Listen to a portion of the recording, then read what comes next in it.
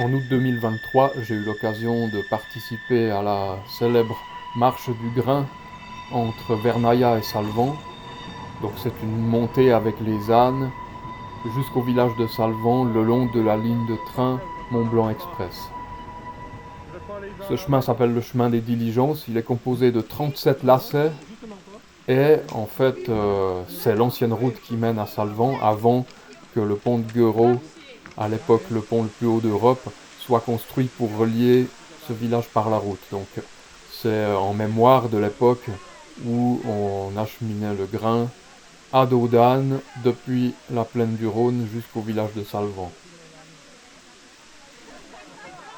Donc cette vidéo est panoramique, je rappelle. N'hésitez pas à bouger, cliquer, déplacer la vidéo autour de vous pour voir à quel point le paysage est vertigineux. Et donc voilà, cette fête est organisée dans le cadre de la réaffectation, la rénovation d'un ancien moulin, le moulin Fine de Salvan. Et ça fait partie des festivités de l'été. En 2023, 2 ânes et un jeune mulet ont participé, mais le jeune mulet, c'était un peu une tête de mule. Hein. On voit qu'il a peur de passer des cours d'eau même à sec, et donc il fallait un peu le pousser ou faire passer les ânes avant pour l'inciter à passer. Les ânes portent une quantité minime, symbolique de grains sur leur dos, rien à voir avec ce qu'ils portaient à l'époque, mais il faut savoir que ce grain est utilisé et mélangé avec du blé qui est amené par véhicule pour faire du pain dans le moulin et le vendre à l'occasion de cette fête.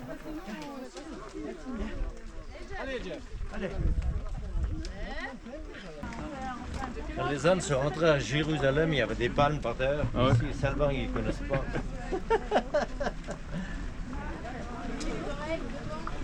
Ah bah oui, c'est la route que vous pouvez descendre. À l'arrivée du convoi à Salvan, c'est la fête au village, bien entendu. Apéro, raclette, porte ouverte au moulin. Je vous laisse apprécier l'ambiance.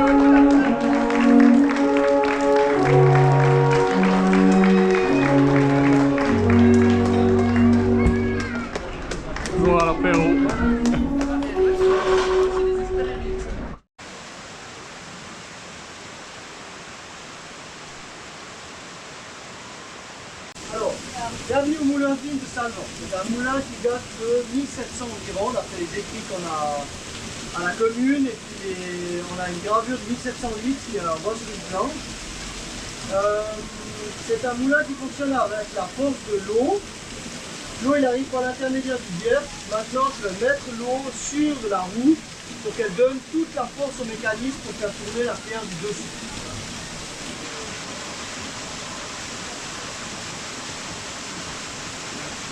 La pierre dite tournante, celle du dessus, et la pierre dormante, celle du dessous qui reste fixe. Celle du dessous, elle est là, elle ne bouge pas. La pierre du dessus, elle a une particularité, c'est qu'elle est percée en son centre pour accueillir le grain, et puis elle est légèrement concave. Ça veut dire que l'espace au centre il est plus important qu'à l'extrémité. Après, à l'aide de ce rouet, je peux régler la hauteur de la pierre du dessus.